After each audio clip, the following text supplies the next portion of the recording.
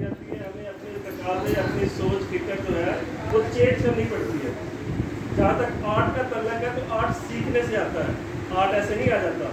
तो लिहाजा हमें तमाम तकाज़ों को समझने के लिए होम्योपैथी के आर्ट को भी सीखना चाहिए और उसकी साइंस को भी समझना चाहिए। जब आप इस नुक्ते पे पहुँचेंगे, जब इस नुक्ते को समझेंगे, तब आपको पता चलेगा कि हमें हमारा इलाज मुआवजा जो है वो हमें क्या तकाजा हमसे करता है, हम किस तरह से देखें। डॉक्टर साहब ने एक बात की, दूसरे साहब ने बहुत सारी बात की, लेकिन उन्होंने कहा कि घबराना नहीं है। तो ये लफ्ज़ वाकई है कि जब आप एक इलाज करने वाले की कुर्सी पे बैठेंगे, आप एक मौलवी बन के बैठेंगे, तो सबसे पहले आपको घबराना नहीं है। घबराए उस सूरत में जब आपको पता नहीं होगा, जब आपको पता होगा तो आप घबराने की बिल्कुल जरूरत नहीं है। तो इसलिए एक आपको आर्ट भी समझना पड़ेगा और होम्योपैथी की साइंस भी समझनी पड़ेगी। जब आप इसकी साइंस को समझेंगे, इसके आर्ट को समझेंगे, तो आप घबराएंगे नहीं, भले आपके सामने किसी तरह के भी केसेस आए। तो इसको तरीकाकार ये है कि होम्योपैथी के इलाज का इसकी फिलॉसफी का हमें पता होना चाहिए। दूसरा, ऑर्गेन ऑफ मेडिसिन का हमें पता होना चाहिए कि जो दवाई हमने दी है उसके क्या कवानीन है, उसको कहाँ तक हमने इंतजार करना है, क्या तक उसे क्या समझना है, उसकी तय क्या है। सेकंड जो है वो हमें ये पढ़ना, केस की एडवर्टाइज करना पड़ेगी।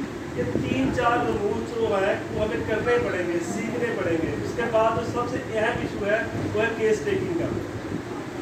ये 4 इशू जो है हमें पहले समझने पड़ेंगे, ये साइंसी बुनियादों को भी समझने पड़ेंगे और एक आर्ट के तौर पर हमें सीखने भी पड़ेंगे किसी सीनियर डॉक्टर से कि हमें किस तरह से अलामात लें, किस तरह से उसे फिलॉसफी में देखें, किस तरह से कवानीन होम्योपैथी जो ऑर्गेन ऑफ मेडिसिन की बुक है उससे किस तरह से उसे फ़ायदा लें।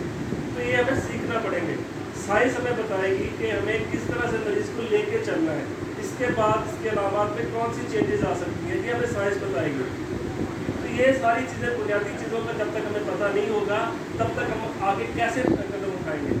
हमें तो ये कहा जाता है कि बुखार के लिए सर्दी है, गर्मी है, आप ये कर ले, वो कर ले, ये कर ले, लेकिन हमें पता तो होगा कि सर्दी गर्मी के बुखार में हम जो मेडिसिन दे रहे हैं उसके क्या असरात हैं, कब तक असरात हैं और मरीज़ को इसके बाद क्या होगा क्या नहीं होगा, ये भी हमें पता होना चाहिए। लेकिन हम क्या करते हैं कि मुझसे पूछ लिया, आपसे पूछ लिया, आपने बता दिया कि रेस्टॉक दे दो, प्राइवेनिया दे दो, मरीज़ ठीक हो जाएगा। मरीज़ तो ठीक हो ही जाएगा, ना भी दवाई देंगे तब भी ठीक होगा, क्योंकि शिफा का अल्लाह ऊपर बैठा हुआ है, अल्लाह ताला के आप उसकी ताकत है।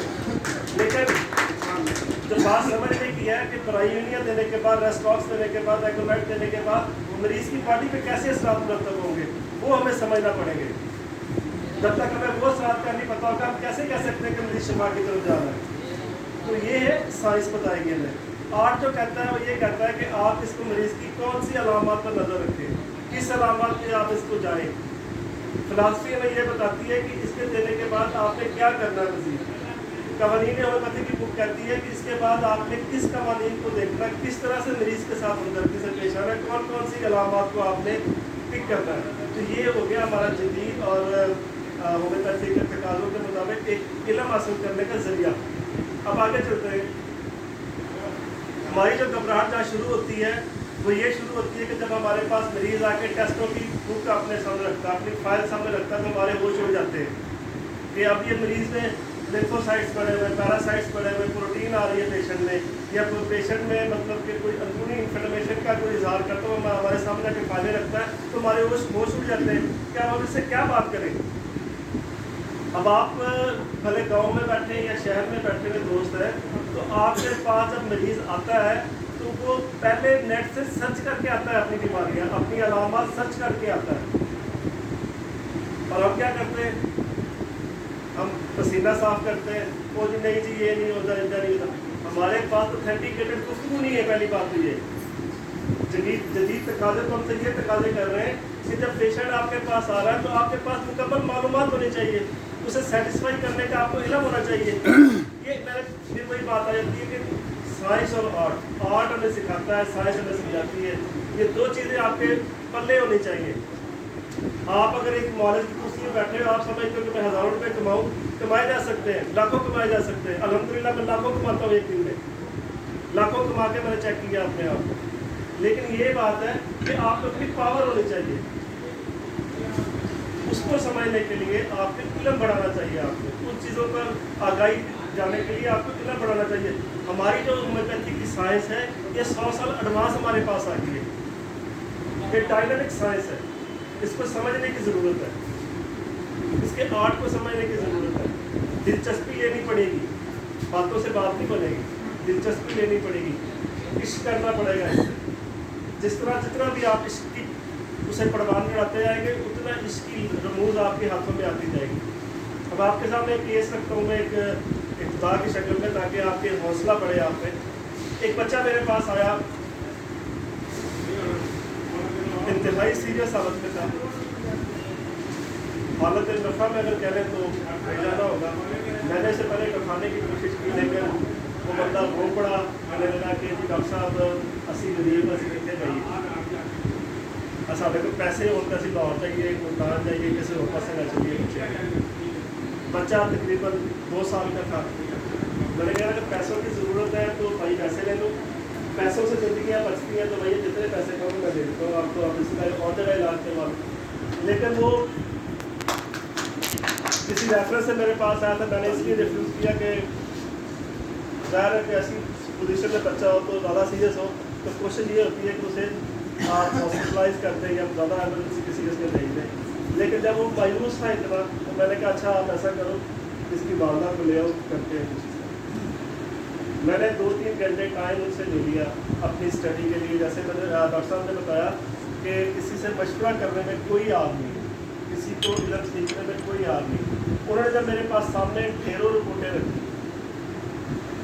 بچے کو 4+ پروٹین آ رہی تھی جس کی وجہ سے بچہ ڈیلٹا کارڈنگ کی ٹیبلٹ ان کی ایلوپیتھی کی اسٹیرائڈ پہ وہ 6 ٹیبلٹ میں صبح 6 شام کو اسے کھلا رہے تھے، اور بچہ 1.5 سال کا بچہ اتنا بڑا ہوا ہوا تھا سویل کر کے، اور اتنی تیزی سے وہ سانس لے رہا تھا کہ ابھی ٹوٹا اس کا سانس ابھی ٹوٹا۔ جب وہ کیس میرے سامنے آیا تو میں نے ایک میرے دوست تھے، شاگرد تھے ہمارے، ان کی بچی کو یہ پرابلم تھا، اس کے لیے بھی ہم نے کوشش کی تھی لیکن میں تو کامیاب نہیں ہو سکا اس کوشش میں۔ لیکن انہوں نے کسی اور ڈاکٹر سے رابطہ کیا، راولپنڈی سے ڈاکٹر صاحب سے، تو انہوں نے اسے ایک میڈیسن بتائی نیکسومیک کا، اس سے وہ بچہ بہتر ہو گیا، بچی کی بہتر ہو گئی 5 سال تعلیم بعد میں ملا صرف ایک ڈوز سے۔ میں نے اس سے پوچھا، میں نے کہا کس سمٹم پہ اس نے دوائی چوز کی؟ اس نے مجھے ایک طریقہ کار بتا دیا۔ میں نے کہا ٹھیک ہے۔ اتنی دیر میں وہ بچے کو لے کے اس کو واپس آ کے اس نے ہمارا شروع کر دیا کہ ایسے ایسے ہوا، ایسے ایسے ہوا۔ بچہ جب پیدا ہوا ٹھیک تھا، اس کے تھوڑے عرصے بعد اس کو بخار ہو گیا، اس کو یہ ہو گیا، اس کو کھانسی لگ گئی، چیسٹ انفیکشن ہو گئی، تو بچہ الٹیاں کرنا شروع کر دیا، پیشاب اس کا رک گیا۔ تو ابھی 6 ڈیلٹا کارڈن دینے کے بعد بچہ پیشاب کرتا تھا، لیکن کل سے اس نے پیشاب ہی نہیں کیا۔ یہاں کے جہانیہ کے، ملتان کے چلڈرن ہاسپٹل کے تمام ڈاکٹر نے کہا کہ آپ لے دیں، دعا کریں اگر اس بچہ تو کل تک اگر بچ جائے۔ تو ابھی یہ ہم کل سے یہ دے رہے ہیں، کسی ڈاکٹر نے کوئی علاج نہیں کر رہا، 6 گولیاں ڈیلٹا کارڈن صبح شام کھلا رہے ہیں، کھلانے کے باوجود اسے یورٹ پاس نہیں ہو رہا۔ تو اب ہم کیا کریں؟ اس کو موت کو تو نہیں دے سکتے اس کی۔ بچے کی کوئی کلیئر سمٹم نہیں تھی۔ میں جدید تقاضوں کی بات ہی کر رہا ہوں، یہ کیس سنانے کا مقصد آپ کو اپنی بڑائی نہیں، جدید تقاضوں کی بات کر رہا ہوں۔ 4+ سے پروٹین آ رہی تھی جو رپورٹیں بتا رہی تھی، بچہ سامنے تھا، خون کی شدید کمی تھی، HP لیول کا 4 تھا اس کا۔ اس حالت میں نے اس کی والدہ کو پوچھا کہ جب یہ پیدا ہوا تھا تب کیا ہوا تھا؟ چلیے کچھ نہیں ہوا۔ میں کہا نہیں، آپ مجھے تھوڑا سا تسلی سے پانی پی کر تسلی سے بتائیں کہ یہ جب پیدا ہوا تھا اس سے پہلے 8-9 ماہ آپ کے پیٹ میں رہا، 9 ماہ میں آپ کو کیا کچھ ہوا؟ 9 مہینوں کی میں نے ہسٹری چاہیے اسے۔ کہہ رہی بلڈ پریشر وجہ سے 2 دن تک۔ میں کیا یہ بھی ہوتا تھی بچے ہماری؟ کہہ رہی ہے اس سے پہلے بھی ایک بچہ ہمارا پیدا ہوا تھا، blood pressure due to blood pressure بڑھنے سے وہ تیسرے منتھ کی پریگنینسی تھی، وہ ضائع ہوگی، تو بہت تکلیفیں ہوئی۔ اس کے 1 سال بعد دوبارہ پریگنینسی ہوئی، تو تب بھی بلڈ پریشر بڑھتا رہا، وہ اس کی دوائیاں کھاتی رہی، اور شدید مجھے بلڈ پریشر نے ڈسٹرب کیا۔ میں نے اس کیس سے ان علامات کو اکٹھا کرتے ہوئے، اپنے دماغ کی صلاحیتوں کو اجاگر کرتے ہوئے، اپنے اس वाजा कर ख्याल जेब में करते हुए नबी करीम सल्लल्लाहु अलैहि वसल्लम की मदद तलब करते हुए अल्लाह तबारक व तआला से मदद तलब करते हुए उस बच्चे की दवा मैंने चूज़ की बेलाडोना, और बेलाडोना की 3 पुड़ियाँ मैंने दी। उसके बाद बेलाडोना मैंने ली। बेलाडोना की 3 पुड़ियाँ देने के ठीक 1 घंटे बाद बच्चे ने ज़बरदस्त किस्म का यूनिट पास हो गया। टिल आज के दिन तक 4 माह के दिन उस बच्चे को हो गए, अल्हम्दुलिल्लाह वो सेहतमंद है और प्रोटीन लेवल उसका 1 हो गया, जो 4+ से था वो 1 हो गया। अब आपको बताने का मकसद ये है कि जदीद तकाज़ों के मुताबिक हमें अपनी PhD को पढ़ना पड़ेगा, जदीद तकाज़ों के मुताबिक हमें अद्वियात के नॉलेज को पढ़ना पड़ेगा। ये तो हो गया एक केस। अब आगे चलते हैं। 30 की 3 बेलाडोना चूज क्यों किया? मैं आपको बताता हूँ। बड़ी खुशी हुई मुझे आपने सवाल कर दिया। हालांकि ऐसे केसेस मैं ग्रुप में लगाता रहता हूँ, वहाँ पे कभी किसी ने, मुझे अफसोस है, कभी किसी ने ये नहीं पूछा कि आपने ये दवा क्यों ली। सिर्फ तालियां मारते लोग माशाल्लाह कह देते हैं, ठीक है वो दूसरा बन जाता है। डॉक्टर करीब ये सवाल करेंगे अभी। जी मैं बताता हूँ। तो बहुत सारे केसेस में काहे बकाए जो ऐसे अनबिलीवेबल केस होते हैं वो मैं लगाता हूँ, लेकिन मुझे अफसोस ये होता है।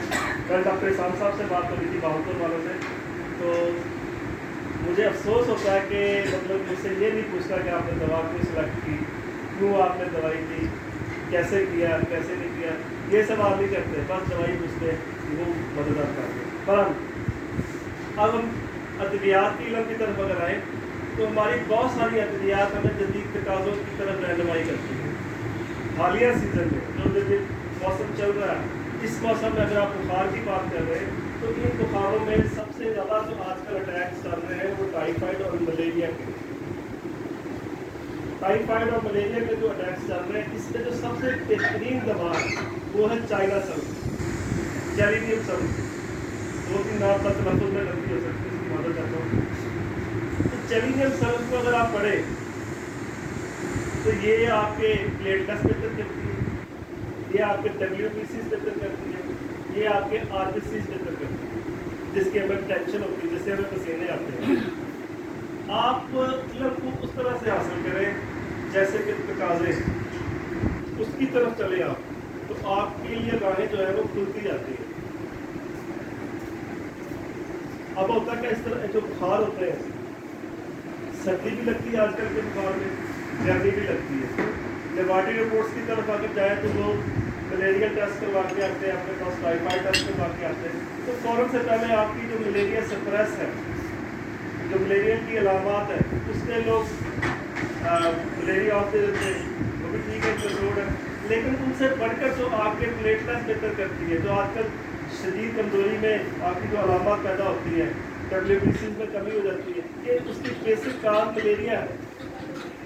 मैं अभी वो 16 की तरफ भी जाऊँगा, जदीद तकाज़ों वाली बात करता हूँ। तो उसमें आपके सामने पैरामीटर्स जो आते हैं वो WBCs की कमी आती है, RBCs की कमी आती है, प्लेटलेट्स की कमी आती है।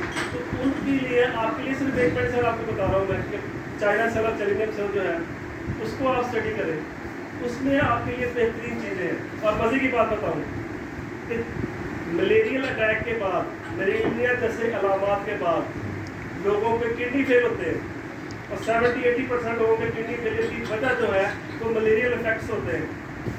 वहाँ पे WBCs की मिक़दार बढ़ी हुई होती है, चेंज हुई होती है।